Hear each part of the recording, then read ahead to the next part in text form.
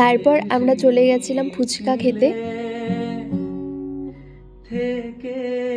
তারপর নিয়ে নিলাম 1 প্লেট চাট। এই যে আমরা দুবোন, এই দুবোনই বাকি আছি বিয়ের জন্য। এরপর ও আমার থেকে বড়, আমার দিদি হয়, সবাই মিলে আমাদের পেছনে পড়েছে, কবে বিয়ে করবি তোরা, এইরকম ভাবে আবার মজা করব।